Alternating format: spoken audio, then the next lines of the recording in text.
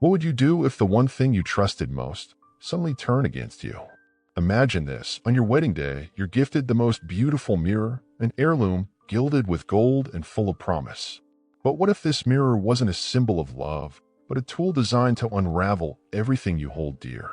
A mirror that doesn't just reflect your image, but the darkest, most terrifying fears hidden deep within your heart.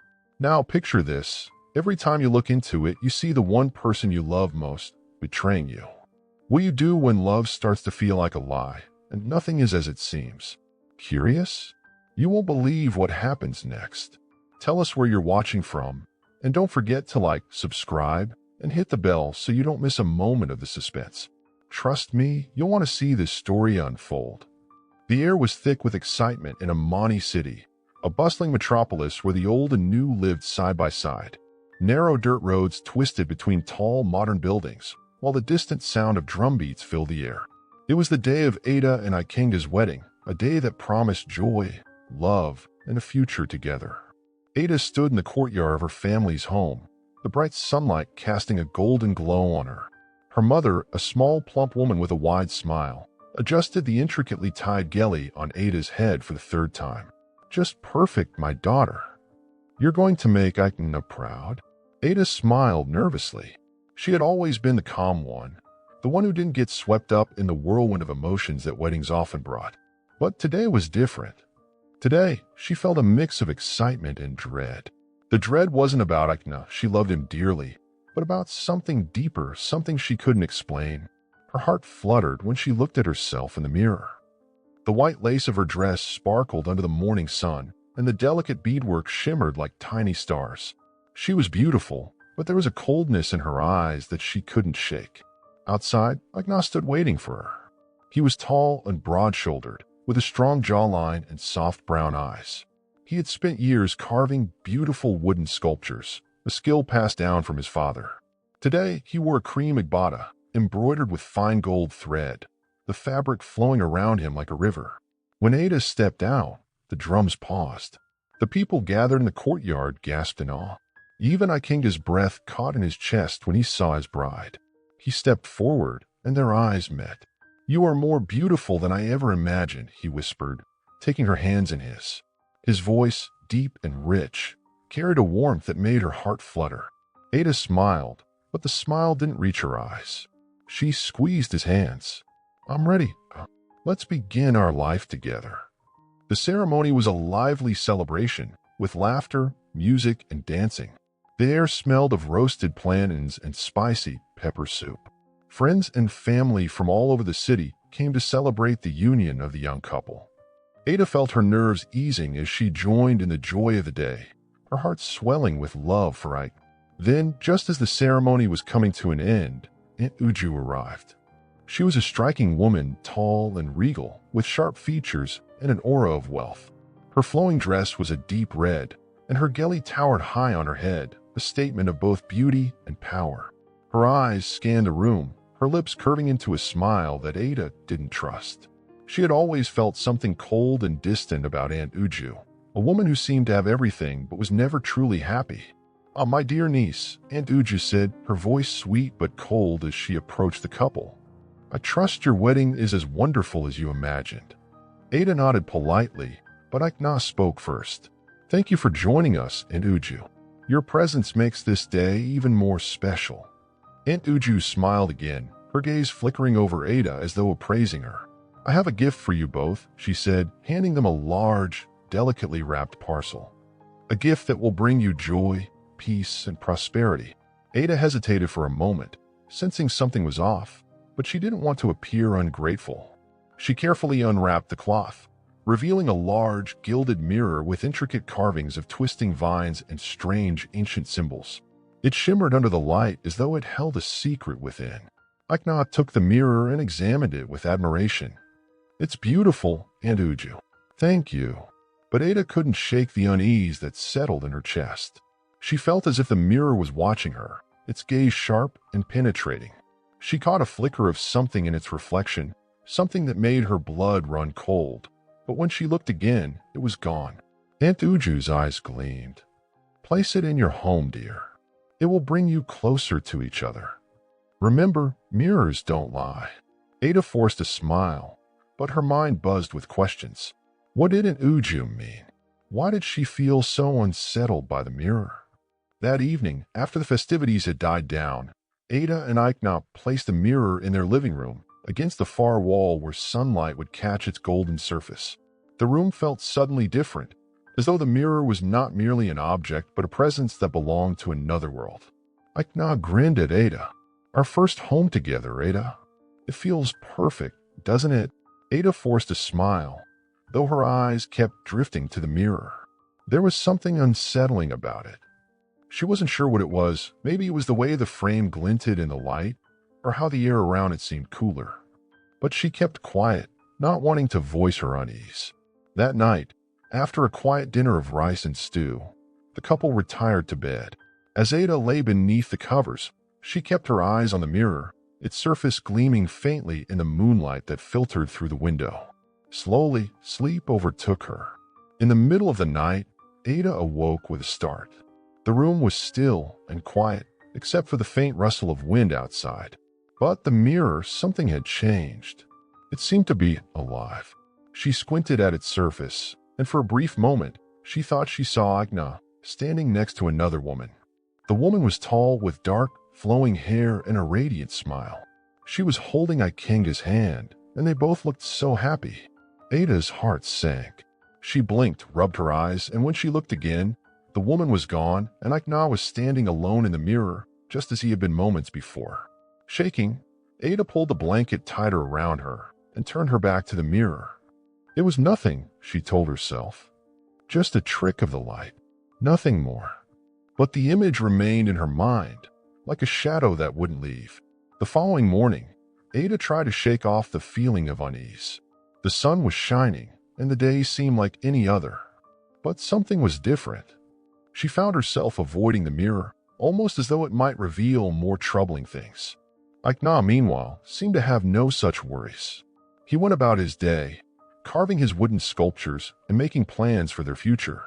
But one evening, as they sat together for dinner, he looked up at Ada with a strange expression. I had a strange dream last night, he said, his voice low. I dreamed that you were speaking to another man, a tall, dark man. You were whispering secrets to him, Ada. He paused, watching her closely. Do you know what that means? Ada blinked in surprise. What? I haven't spoken to anyone like that. She tried to laugh it off. You know, I'm only interested in you. But he didn't smile. Instead, he stared at her, as though searching for something in her face. Maybe it's just a dream, but he trailed off, his voice filled with doubt. Ada's heart raced. This wasn't just a dream, she thought. This is something more. Something from the mirror. Days passed, but the tension between Ada and Aikna only deepened. The once lively home now felt strained, as though the air itself was heavy with unspoken words. Ada found herself avoiding the mirror at all costs, not wanting to see anything that might push her further into doubt. She didn't know why she felt this way, but something inside her warned her that the mirror wasn't just a piece of decoration. It was a doorway to something far darker. One afternoon, Aikna was working in his small workshop, carving a piece of ebony into a beautiful figurine. The rhythmic sound of his chisel against wood was soothing, and Ada sat nearby, trying to focus on a piece of cloth she was sewing. The quiet was broken only by the occasional chirping of birds from the trees outside. Then Ada's eyes drifted toward the mirror. It stood in the corner of the room, its golden frame shimmering even in the muted light. Ada had been so careful to avoid it, but now it seemed to call to her. Slowly, almost unwillingly, she stood up and walked over to it. Her heart began to pound as she faced her own reflection. For a moment, she simply stared at herself, the same Ada she had always known. But then, the reflection began to shift, slowly and unnervingly. In the mirror, she saw, not in the workshop where he was, but standing by a fountain in a lush garden, his arm around the waist of another woman. The woman was beautiful, with long curly hair, dressed in a colorful wrap. She laughed softly, her head tilted toward Ikenga's as if they shared an intimate joke. Their bodies leaned in toward each other in a way that made Ada's stomach churn. Ada's breath caught in her throat. She blinked rapidly, but the image didn't disappear. There they were, Agba and the woman, close, laughing, as though nothing else existed in the world. Ada's chest tightened with a sharp pain. No, she thought. This can't be real. The reflection changed again. Suddenly, the garden was gone, and Ada was staring at herself in the mirror once more. Her hands were trembling, and her face was pale. She turned quickly, her heart racing. Agba was still busy in his workshop, unaware of her gaze or the turmoil stirring inside her. It was just a trick of the light, Ada tried to convince herself. The mirror plays tricks sometimes. She shook her head and walked away, but the image of Agba with the strange woman lingered in her mind. That evening, after the sun had set and the darkness wrapped around their small home like a heavy blanket, Agba seemed distant. The usual warmth in his smile was replaced by a furrowed brow. His eyes clouded with something Ada couldn't quite place. Ada had tried to push the mirror from her thoughts all day, but it lingered, a constant shadow.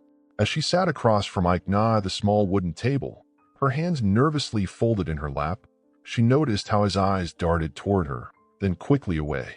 "Is something bothering you?" Ada asked, her voice soft. She tried to sound casual, but her heart pounded in her chest. She feared the answer she might receive. Agba took a slow breath, looking at her with uncertainty. "I had another dream, Ada." He didn't meet her eyes this time. You were with someone. Tall man. And you were talking to him in whispers, just like in the other dream. You were smiling, but not at me, at him. Ada's throat tightened. Not again, she thought. The same dream, the same vision. But she hadn't been near anyone. She hadn't whispered anything to anyone. She could see the doubt in Ikenga's eyes, the uncertainty that was now settling into his heart. Agba, Ada said gently, trying to hold his gaze. I would never do that. I love you, and only you. You're the only man I care about." But Agba didn't seem convinced. He turned away, his shoulders stiff. "Then why do I keep seeing this? Why does it feel like you're hiding something from me, Ada?" The words hit her like a stone to the chest. She opened her mouth to respond, but nothing came out. How could she explain what was happening? How could she tell him that she was seeing things in a mirror, things that weren't real, but felt so real? "I don't know," she finally whispered, her voice barely audible. "But I'm not hiding anything from you. I swear." Agba stared at the wall in silence, his fingers tapping nervously on the edge of the table. He didn't look at her again that night, and Ada couldn't bring herself to speak further. The distance between them grew, the silent walls of suspicion rising higher. The days that followed were tense. Conversations between Ada and Agba had become brief and stilted, full of unspoken words. They went through the motions of their daily life, but the bond that had once been so strong between them seemed to be fraying at the edges, like a cloth that had been pulled too thin. Ada could no longer ignore the pull of the mirror. She found herself drawn to it in moments of stillness, even though she knew she shouldn't. Each time she looked into it, the visions grew clearer. Agba with the mysterious woman, his eyes filled with a longing Ada hadn't seen in him before. But it wasn't just the reflections that disturbed her. It was the feeling she had when she looked into the mirror, the feeling that it was looking back at her. It wasn't just a reflection, but something deeper, something that seemed to know her every fear. One evening, Ada stood before the mirror, her reflection staring back at her. The room was dim, and the only light came from a small oil lamp on the table. Her hands trembled as she traced the edge of the frame, her fingers brushing against the cold metal. Suddenly, the image shifted. This time, it wasn't Agba with the other woman. It was Ada herself. She was standing alone in the mirror, but the reflection was different. In the mirror, Ada's face was twisted in anger. Her eyes were dark, filled with a deep, bitter rage that Ada didn't recognize. The reflection of Ada in the mirror smiled cruelly, and as it did, the real Ada felt her chest tighten with fear. "What is this?" she thought. "What's happening?" The reflection of Ada in the mirror moved, and for a moment, Ada thought it might speak. But before it could, the image flickered, and the vision was gone. She stumbled back, her heart pounding in her chest. Her legs gave way, and she collapsed to the floor. "What is happening to me?" Late that night, Ada couldn't sleep. She tossed and turned in bed, her mind racing. Every time she closed her eyes, she saw the mirror, The twisted reflections, the images of betrayal, the haunting smile that didn't belong to her. She couldn't take it anymore. She had to know the truth. The next morning, when Aikna was out running errands, Ada decided to confront Aunt Uju. Her mind was made up. She needed answers. Aunt Uju lived in a grand house on the other side of the city, a towering building of stone and glass. It was a place that always felt too cold, too distant from the warmth of Ada's home. Ada walked there with purpose, her heart beating heavily in her chest. When she arrived, Aunt Uju was sitting in a garden, sipping from a silver cup. She looked up at Ada with that same sharp smile, but this time, Ada didn't feel intimidated. She was determined to find the truth. Aunt Uju, Ada began, her voice trembling slightly. I need to know about the mirror you gave us. What is it? Aunt Uju raised an eyebrow, as if she hadn't expected the question. She set her cup down slowly, her fingers tapping lightly against the porcelain. The mirror. You've noticed its power, I see. Ada's heart skipped a beat. Power. Aunt Uju's smile deepened, but there was no warmth in it. You see, my dear, that mirror was never meant to bring you joy. It was meant to show you your deepest fears and to tear you apart. Ada felt the ground beneath her feet shift. You cursed it. Aunt Uju nodded. Yes, it amplifies the worst fears of those who look into it, twisting their insecurities until they can no longer trust each other. It will destroy what is most precious to them. Ada's stomach churned with disbelief and horror. Why would you do this? Aunt Uju's smile faded into something darker. Because I was once betrayed by love, and I wanted to see you suffer the same way. Ada's hands trembled as she stood in Aunt Uju's garden, the weight of her words pressing down on her chest. The mirror, the beautiful gilded mirror that had once been a symbol of celebration, was now revealed to be a curse, a tool of destruction. And the woman standing before her, Aunt Uju, was the architect of her misery. You did this. Ada's voice was barely a whisper, a mix of disbelief and fury. You wanted to destroy us? Aunt Uju's smile was cold, unfazed by Ada's accusation. Not destroy, my dear. Expose. You see, everyone has their weaknesses, their fears. You were so in love. It made me envious. But love, true love, is built on trust. And trust can only be tested by fear. Ada's heart pounded. She wanted to scream, to lash out, but something in Aunt Uju's calm demeanor made her pause. This wasn't just cruelty. There was something more to it, something deeper. Aunt Uju, why? Ada's voice cracked as she spoke. Why would you do this to me? To Aikna. Aunt Uju leaned back in her chair, folding her arms across her chest. Because I know what it is to lose everything to love. To watch your heart break and your world crumble. And I wanted you to feel that, to understand that love is fragile. So I gave you a mirror, a reflection of everything you fear, and watched as you both tore each other apart. Ada's breath caught in her throat. Is that all it took? A simple gift, a curse, and their entire world came crashing down. But there was one thing that Ada could not understand. You were wrong, Aunt Uju, she said, her voice steadying. Aikna and I love each other. No mirror can change that. Aunt Uju's eyes narrowed, her lips curling into a thin smile. We shall see. But know this, Ada, you cannot run from the fear inside you. It will consume you. With those words, Ada turned away, her mind whirling with a new understanding. The mirror had always been a reflection of her deepest insecurities, her darkest fears. But it wasn't just showing her the truth, it was twisting it, making her believe things that weren't real. As she left Aunt Uju's house, her thoughts raced. She had to confront Agba. She had to make him understand. The curse was not just about seeing things that weren't there. It was about breaking them apart from the inside. When Ada returned home, Agba was sitting in the living room, his back to the mirror. His face was grim, his eyes distant. He had been quieter than usual, his thoughts clearly far away. Ada walked into the room, her heart heavy. The mirror loomed in the corner, casting a cold light across the floor. It felt like a presence in the room, watching them both, waiting for the moment when it would consume them.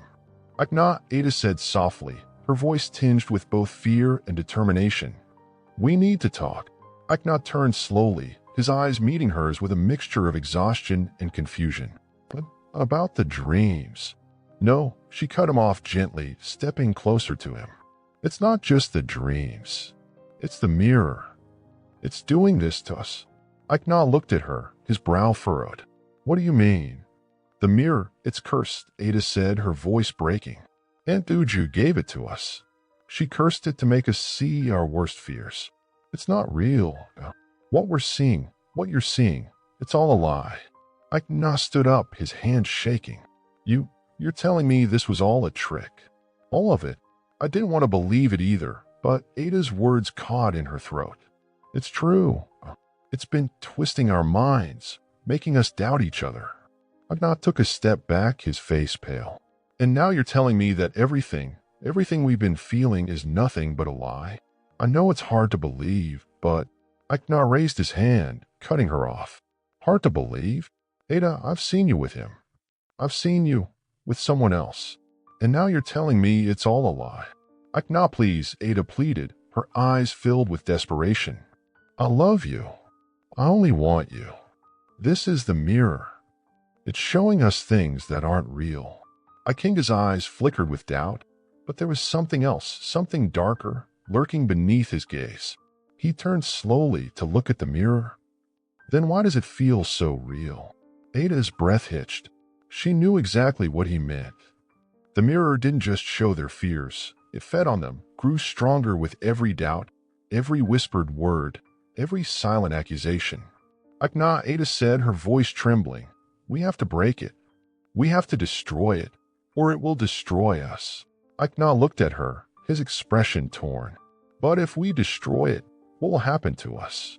What if it was telling the truth all along? What if the mirror was right? Don't you see?" Ada said, stepping closer to him. "The mirror is feeding off our fear. It's twisting everything we see. But if we break it, if we shatter it, we can stop it." Agba looked at her, his gaze softening slightly. "And if we're wrong?" Ada swallowed hard. "Then we'll deal with that when the time comes. But I know one thing, this is not who we are. This mirror is not us."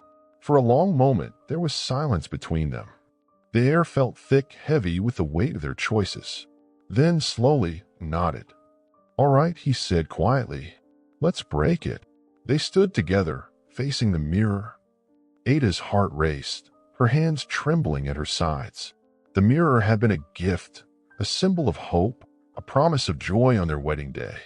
But now it was a source of pain and torment. It had driven a wedge between them, poisoning their thoughts, their love. Agba picked up a small stone from the floor. It was smooth, round, and heavy.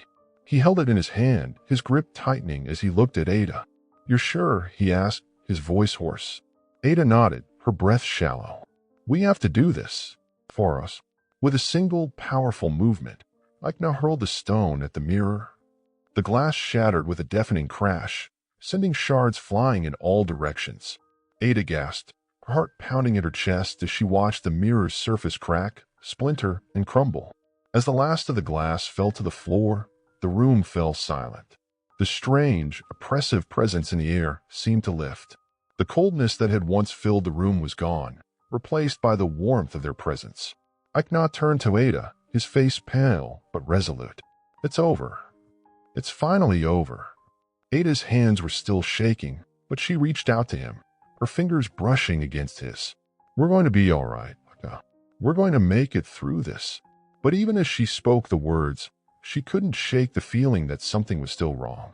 They had broken the mirror, but the curse had already taken root in their hearts. The doubts, the fears, the distrust. It had already poisoned them in ways they couldn't fully understand. But Ada was determined. She would fight for her love, for her marriage. Together, they would heal the wounds that had been opened by Aunt Uju's cruel gift. And they would face whatever came next as a team, no matter how painful the road ahead might be. After breaking the mirror, Ada and Agba knew that the path to healing wouldn't be easy. They needed to confront the source of the curse in Uju. The woman who had tried to tear them apart had to answer for her actions. Ada and Agba left their home together, walking side by side as the sun began to set. The shadows were long, and the city felt quieter than usual, as if the entire world was holding its breath. They reached Aunt Uju's house, the grand estate looming in front of them, silent and imposing. Ikna clenched his fists. "Are you ready?" he asked, his voice steady. Ada nodded. "We are in this together." With that, they knocked on Aunt Uju's door.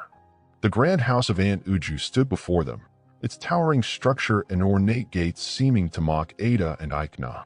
The windows glinted with an eerie stillness, as if even the house knew that something dark was about to unfold. The air felt thick, heavy with the anticipation of the moment. Ikna glanced at Ada, his eyes fierce but full of uncertainty. "Do you think she'll admit to it?" he asked quietly. Ada's gaze was unwavering. "She'll have to. We know the truth now, and we won't let her get away with it." With one final, resolute breath, Ada knocked on the door. The sound echoed through the courtyard, bouncing off the cold stone walls. Moments later, Aunt Uju appeared at the door, her sharp features framed by the threshold.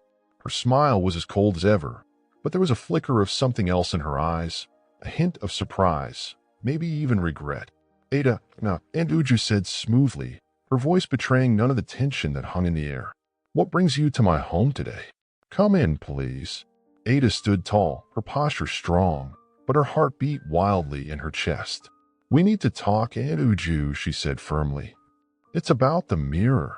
Aunt Uju's smile faltered for just a moment, but it quickly returned, though this time it seemed forced.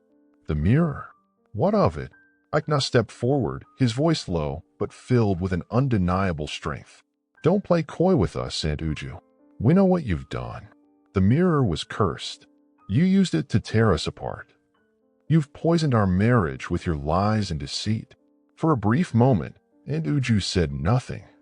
Her face was unreadable, but her eyes glinted with something that Ada could not quite place.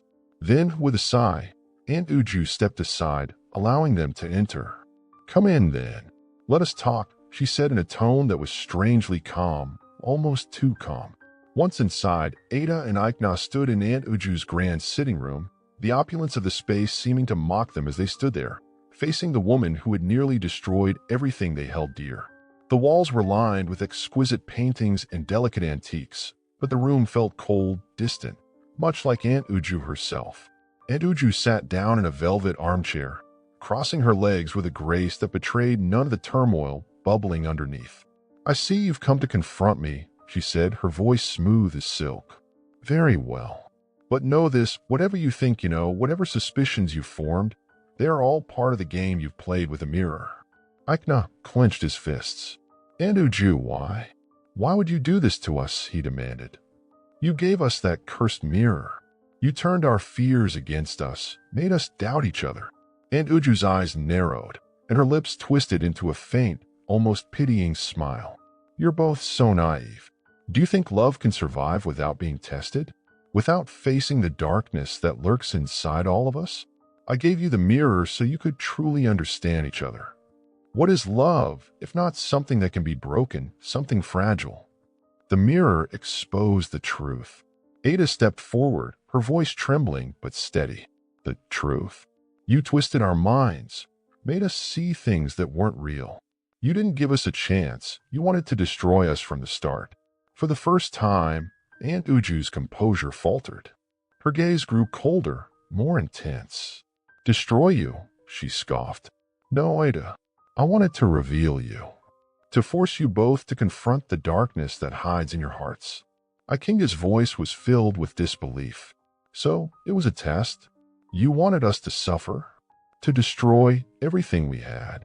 Aunt Uju's expression darkened. "Yes, I wanted you to know what it's like to truly lose everything. To be tested in ways that force you to question everything you've built. Because that's what love is. It's not a fairy tale. It's not easy, and it doesn't always end happily. I learned that the hard way, and I wanted you to learn it too." Ada could feel the anger boiling inside her. She had always seen Aunt Uju as a mentor, a strong figure in her life. But now, Ada saw the bitter, hollow woman who had let her own pain cloud her judgment. "You were wrong," Ada said, her voice breaking with emotion. "You think you can control love, break it down, and build it up again. But love isn't something that can be manipulated. It's not something you can destroy and remake just because it's hard. It's a choice, Aunt Uju, and we choose to love each other. Aunt Uju's eyes harden. Then you're a fool, Ada.